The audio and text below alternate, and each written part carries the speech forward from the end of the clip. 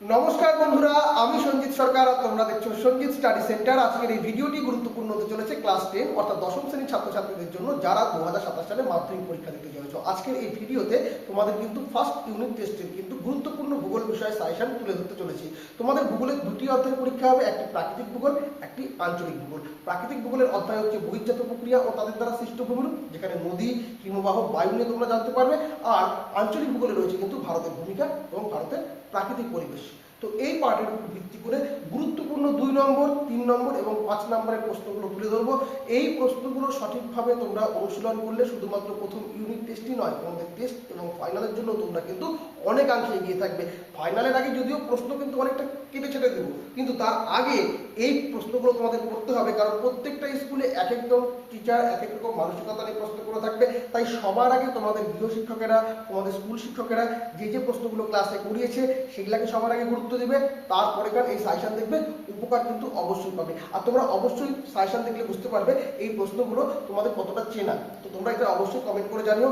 এর আগে তোমাদের ইতিহাস বিষয়ে সম্পূর্ণ সাজেশন দিয়ে দিয়েছি, যারা যারা দেখোনি সাজেশনটা দেখে নাও, উপকার কিন্তু অবশ্যই পাবে। আর একটা কথা, তোমাদের যদি কোনো রকম নোটসের প্রয়োজন হয়, ছোট প্রশ্নের প্রয়োজন হয়, বা কোনো বিষয় যদি বুঝিয়ে দিলে ভালো হয়, সেটা কমেন্ট করে জানাবে। আমি তোমাদের কমেন্টের উপর ভিত্তি করে কিন্তু সেই সমস্ত ভিডিওগুলো তোমাদের সামনে নিয়ে আসবো তোমাদেরই সুবিধার্থে। তো বেশি দেরি করবো না, সরাসরি মূল ভিডিওতে প্রবেশ করবো। ভিডিওটি ভালো লেগে থাকলে অবশ্যই লাইক করো, কমেন্ট করে তোমরা তোমাদের মতামত জানিও, বন্ধুদের মধ্যে শেয়ার করো। আর চ্যানেলে প্রথম হয়ে থাকলে অবশ্যই সাবস্ক্রাইব করে পাশে দেওয়া নোটিফিকেশন বেলআইকনটি ক্লিক করে রেখো পরবর্তী আপডেট পাওয়ার জন্য। আর তুমি যদি ভিডিওটিকে ফেসবুক বা ইনস্টাগ্রাম প্ল্যাটফর্মে দেখে থাকো, তাহলে অবশ্যই পেজটিকে ফলো করে দিও। তাই বেশি দেরি না করে সরাসরি মূল ভিডিওতে প্রবেশ করছি।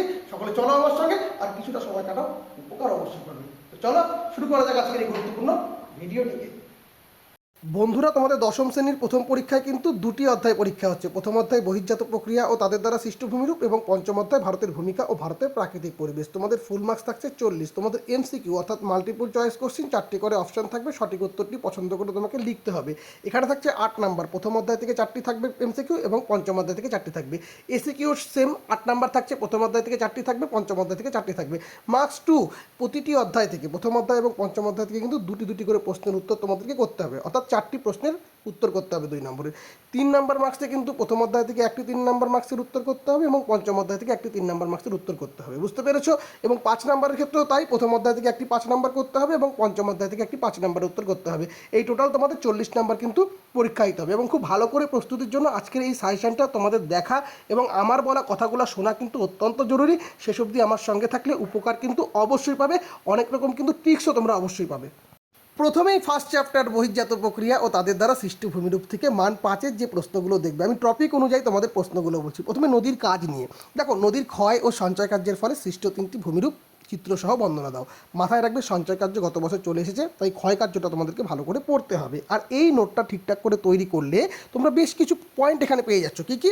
যেরকম আই ও ভি আকৃতির উপত্যকা, গিরিখাত, ক্যানিয়ন, মন্থকূপ, প্রপাতকূপ, প্লাবনভূমি, অশ্বক্ষুরাকৃতি হ্রদ, মিয়েন্ডার ও বদ্বীপ। এই পয়েন্টগুলো দিয়ে তো তোমাকে উত্তরগুলো লিখতে হবে। তাহলে এই পয়েন্টগুলোই তোমাদের 2 নম্বর আকারে আসলে তোমরা লিখতে পারবে। এরপরেই তোমরা দেখবে কিন্তু হিমবাহের কাজ, এখান থেকে কি প্রশ্ন হচ্ছে, হিমবাহের ক্ষয় ও জলধারার সাথে মিলিত অর্থাৎ সঞ্চয় কার্যের ফলে গঠিত 3টি করে প্রধান ভূমিরূপের চিত্রসহ বর্ণনা দাও। এই প্রশ্নটা পড়লে সার্ক বা করি, ইউ আকৃতির উপত্যকা, ঝুলন্ত উপত্যকা, ড্রামলিন, এস্কার, বহির্থৌত সমভূমি, গ্রাফরেখা, এই পয়েন্টগুলো তোমরা পেয়ে যাচ্ছ, যা তোমাদের 2 নম্বরের ক্ষেত্রে কাজে লাগবে। 3 নম্বর টপিক কি, বায়ুর কাজ, বায়ুর ক্ষয় ও সঞ্চয় কার্যের ফলে সৃষ্ট 3টি করে প্রধান ভূমিরূপ সচিত্র বর্ণনা দাও। কী কী হতে পারে এখান থেকে পয়েন্টগুলো, গৌড়, ইয়ারদাং, জিউজ্ঞান, তির্যক বা বারখান, অনুদৈর্ঘ্য বা শিব বালিয়ারি। তাহলে এই পার্টগুলো তোমরা কিন্তু পয়েন্ট আকারে 5 নম্বরের জন্য লিখছো, যা তোমাদের 2 নম্বরের ক্ষেত্রে বা 3 নম্বরের ক্ষেত্রে কাজ করে যাবে। 4 নম্বর টপিক মিলিত কাজ, অর্থাৎ শুষ্ক অঞ্চলে বায়ু ও জলধারার মিলিত কার্যের ফলে গঠিত ভূমিরূপগুলির বর্ণনা করো। কী কী? পেডিমেন্ট, বাজাদা, প্লায়া ও ওয়াদি। এরপর 5 নম্বর সুন্দরবন ও বদ্বীপ কেন্দ্রিক টপিক। সুন্দরবন বদ্বীপের উপর বিশ্ব উষ্ণায়ন ও জলবায়ু পরিবর্তনের প্রভাব আলোচনা করো। 3 প্রকার বদ্বীপ সৃষ্টির অনুকূল পরিবেশ লেখো, মানে বদ্বীপ সৃষ্টির অনুকূল পরিবেশটা খুব ভালো করে পড়বে। এখান থেকে তোমাদের 3-এ আসলেও তোমরা লিখতে পারবে, আবার কিন্তু বড়তে আসলেও লিখতে পারবে। আর 6 নম্বরটা মরু সম্প্রসারণ, অর্থাৎ উষ্ণ মরুভূমি সম্প্রসারণের কারণ এবং মরু সম্প্রসারণ প্রতিরোধের উপায়গুলি আলোচনা করো। তো এই পার্টটা দেখবে মেনলি কিন্তু প্রথম 5টা প্রশ্ন বেশি গুরুত্বপূর্ণ রয়েছে, তার ভিতরে প্রথম 4টা প্রশ্ন বেশি গুরুত্বপূর্ণ, বুঝতে পেরেছো? চলে আসা যাক 3 নম্বর প্রশ্ন, যেটা তোমাদের হয়ে থাকে ব্যাখ্যামূলক বা পার্থক্যমূলক। তো প্রথমে পার্থক্যগুলো দেখে নাও। অবরোহণ ও আরোহণ প্রক্রিয়ার পার্থক্য, এই প্রশ্নটা পড়লে অবশ্যই তোমাদের সংজ্ঞা হয়ে যাবে। বুঝতে পেরেছো? উদাহরণ হয়ে যাবে। তো সংজ্ঞা উদাহরণ কিন্তু পার্থক্য পড়লেই হয়ে যাবে, বৈশিষ্ট্য আসলেও কিন্তু তোমরা পার্থক্য থেকে লিখতে পারবে। তো পার্থক্যগুলো একটু ভালো করে পড়বে।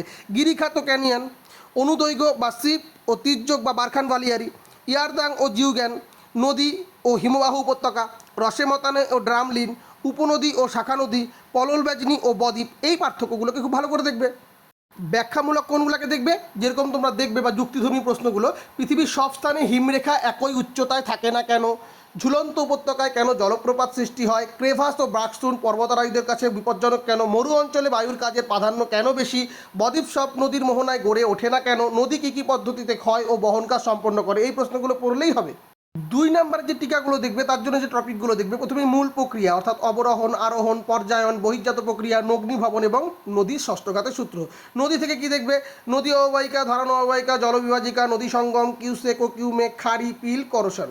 আর হিমবাহ থেকে কি দেখবে? হিমরেখা, হিমশৈল, এরিট, নুনতাকাশ, হিমদ্রোণী।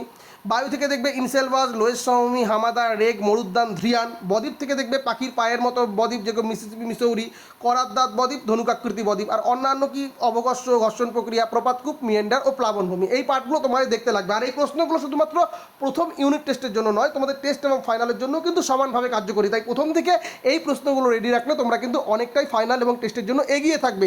ফাইনালের আগে যদিও প্রশ্ন কেটে দেবো, কিন্তু এখন এই প্রশ্নগুলো রেডি করো, কারণ এক একজন স্কুলের টিচার কিন্তু এক এক রকমভাবে প্রশ্নগুলো করে থাকে। তাই এই প্রত্যেকটি প্রশ্ন কিন্তু তোমাদেরকে ভালো করে পড়তে হবে। এইবার তোমরা পঞ্চম অধ্যায় ভারতের প্রাকৃতিক পরিবেশ থেকে মান 5-এর জন্য যে প্রশ্নগুলো দেখবে, প্রথমেই টপিক দেখে নাও হিমালয় পর্বতমালা। হিমালয় পর্বতমালার দৈর্ঘ্য বরাবর, দৈর্ঘ্য মানে পূর্ব থেকে পশ্চিম, এবং প্রস্থ বরাবর মানে উত্তর থেকে দক্ষিণ, ভূপ্রাকৃতিক শ্রেণীবিভাগ আলোচনা করো। এখানে অবশ্যই কিছু টপিক তোমাদের দেখে রাখা প্রয়োজন রয়েছে, যেরকম পশ্চিম হিমালয়, ভূপ্রকৃতি, হিমালয় সৃষ্টির কারণ ও গুরুত্ব, দুন, তরাই, ভাবর, তাল, শিবালিক হিমালয়। এর পরবর্তী টপিক রয়েছে ভারতের ভূপ্রকৃতি, অর্থাৎ ভূপ্রকৃতির বৈশিষ্ট্য অনুসারে ভারতকে কয়টি ভাগে ভাগ করা যায়, উত্তরের পার্বত্য অঞ্চল অথবা উপকূলীয় সমভূমির বর্ণনা দাও। এখানে যে পার্টগুলো তোমরা দেখবে অবশ্যই ডেকান ট্র্যাপ, কচ্ছের রান, রেগুন, মেঘালয় মালভূমির বৈশিষ্ট্য, ভারতের দক্ষিণতম বিন্দু, কয়াল ও লেগুন। 3 নম্বর টপিক উপকূলীয় সমভূমি, ভারতের পূর্ব উপকূল এবং পশ্চিম উপকূলীয় সমভূমির প্রাকৃতিক বৈশিষ্ট্যের পার্থক্য আলোচনা করো। এখানে যে টপিকগুলো পাচ্ছ তোমরা বা দেখবে তোমরা যে জিনিসগুলো, আরবার মালাবার উপকূল, করমণ্ডল উপকূল, চিল্কা ও পুলিকট হ্রদ, কয়াল ও তার উদাহরণগুলো, পার্টগুলো তোমরা এখানে দেখে রাখবে। আর এই পূর্ব উপকূল এবং পশ্চিম উপকূল কিন্তু খুবই গুরুত্বপূর্ণ রয়েছে।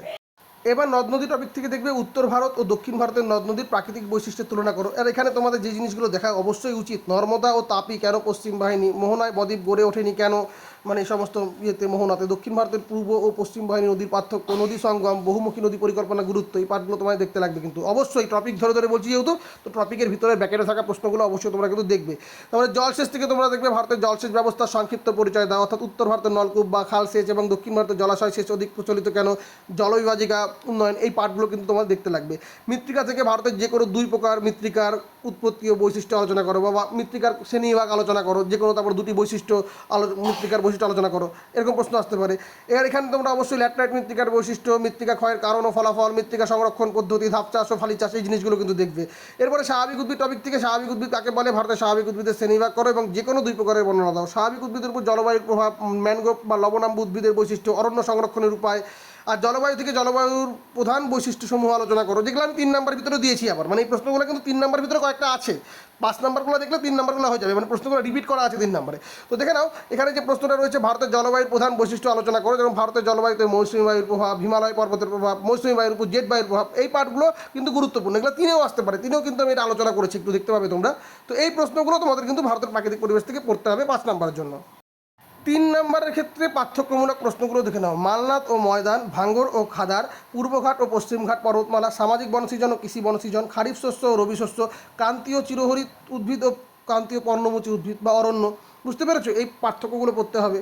ব্যাখ্যামূলক বা যুক্তিধর্মী প্রশ্ন তোমরা যেটা দেখবে সেটা হচ্ছে জল ও জলবায়ু, তামিলনাড়ু বা করমণ্ডল উপকূলে বছরে 2বার বৃষ্টিপাত হয় কেন, সংরক্ষণ, বৃষ্টির জল সংরক্ষণের উদ্দেশ্য এবং এতে তামিলনাড়ু রাজ্যের ভূমিকা আলোচনা করো, ভৌমজলের অতিরিক্ত ব্যবহারের কুপ্রভাবগুলি আলোচনা করো, প্রভাব ভারতের মৌসুমী বায়ু বা জলবায়ুর উপর জেট বায়ু বা হিমালয়ের প্রভাব আলোচনা করো। অন্যান্য যেরকম রয়েছে হিমালয় পার্বত্য অঞ্চলের 3টি গুরুত্ব, ভারতের জলবায়ুর 5টি বৈশিষ্ট্য, বহুমুখী নদী পরিকল্পনার গুরুত্ব, ম্যানগ্রোভ উদ্ভিদের বৈশিষ্ট্য, মৃত্তিকা, ভারতের মৃত্তিকা ক্ষয়ের কারণ ও ফলাফল এবং মৃত্তিকা ক্ষয়ের প্রতিরোধক বা সংরক্ষণ পদ্ধতি, ধাপ চাষ, ফালি চাষের সংজ্ঞাসমূহ, পার্থক্য। তো এই পাঠগুলো তোমাদের অবশ্যই 3 নম্বরের জন্য দেখতে হবে। 2 নম্বরের জন্য তোমরা অবশ্যই দেখবে মৌসুমী বিস্ফোরণ, আশ্বিনের ঝড়, কালবৈশাখী, লু, আধি, পশ্চিমী ঝঞ্ঝা, কৃষি মৃত্তিকা থেকে দেখবে ঝুম চাষ কি, সমোন্নতি রেখা বরাবর চাষ, রেগুর মৃত্তিকা, পটজল মৃত্তিকা, সংস্থা অনুযায়ী সার কি, এর উদ্দেশ্য, অন্তর্বাহিনী নদী লুনি, সিন্ধু গঙ্গা ব্রহ্মপুত্রের উপনদী। তো এই পার্টগুলো 2 নম্বরের জন্য দেখতে পারবে তোমরা। আর একটা কথা মাথায় রাখবে যে 5 নম্বরের প্রশ্নগুলো পড়লাম বা 3 নম্বরের প্রশ্নগুলো বললাম, ওখানে কিন্তু পয়েন্ট আকারে অনেকগুলো কিন্তু আমি টপিক তুলে ধরেছি। সেই প্রশ্নগুলো পড়লেই তোমাদের 2-এর অংশগুলো কিন্তু এবং 3-এর অংশগুলো অনেকাংশে হয়ে যাবে। তাই বড় প্রশ্নগুলোকে একদম পুঙ্খানুপুঙ্খভাবে টেক্সচুয়াল ভিত্তিক খুব সুন্দর করে নোটস করে করে পড়বে, তাহলে কিন্তু অনেক উপকার পাবে। আর একটা কথা বলি, চিত্র যে কোনো নোটস যখন লিখবে, 5 নম্বরে একটা বড় নোটস লিখছো, সেক্ষেত্রে তোমাদের কিন্তু বর্ণনা করার জন্য 3 নম্বর থাকবে এবং চিত্রের জন্য কিন্তু তোমাদের 1.5 নম্বর থাকবে, আর উপস্থাপনের জন্য কিন্তু 1/2 নম্বর, মানে ওভারঅল 5 নম্বর থাকবে। তাই যখন একটা 5 নম্বরের প্রশ্ন সেটা যখন চিত্রসহ আলোচনা করতে হবে, তখন আমি যে বর্ণনাটা করব তখন কিন্তু চিত্রটা যেন ভালো করে উপস্থাপন করা হয় এবং পেন্সিল দিয়ে চিত্রটা আঁকবে, সেই জায়গাটা লক্ষ্য রাখার বিষয় রয়েছে। কী বা কেন এরকম টাইপের প্রশ্ন থাকলে 2টি প্যারায় উত্তরগুলো করবে। যতটা তোমরা ভূগোলের ক্ষেত্রে টু দ্য পয়েন্ট অ্যান্সার করতে পারবে, তত কিন্তু তোমরা নম্বর ভালো পাবে। আর পার্থক্যের ক্ষেত্রে অবশ্যই বিষয়টাকে দিবে, তারপরে পার্থক্যগুলোকে কিন্তু সুন্দর করে উপস্থাপন করবে, তাহলে দেখবে উপকার অবশ্যই পাবে। তো এই ছিল তোমাদের মূল সাজেশন প্রথম ইউনিট টেস্টের জন্য। এই সাজেশন পড়লে তোমার শুধু ইউনিট টেস্ট নয়, টেস্ট এবং ফাইনালও কিন্তু সমানভাবে কার্যকরী হবে। তোমাদের যদি কোনো নোটসের প্রয়োজন হয় বা ছোটো প্রশ্নের প্রয়োজন হয়, তাহলে অবশ্যই যোগাযোগ করতে পারো বা কমেন্ট করতে পারো আমার ইনবক্সে। আমি কিন্তু তোমাদের চাহিদার উপর ভিত্তি করে অবশ্যই ভিডিওগুলো নিয়ে আসবো, কেমন? তো এই ছিল তোমাদের সম্পূর্ণ সাজেশন। ভালো করে পড়ো এবং খুব ভালো করে পরীক্ষা দাও। সকলকে ভালোবাসা জানিয়ে আজকের ভিডিও এখানে শেষ করছি। ধন্যবাদ।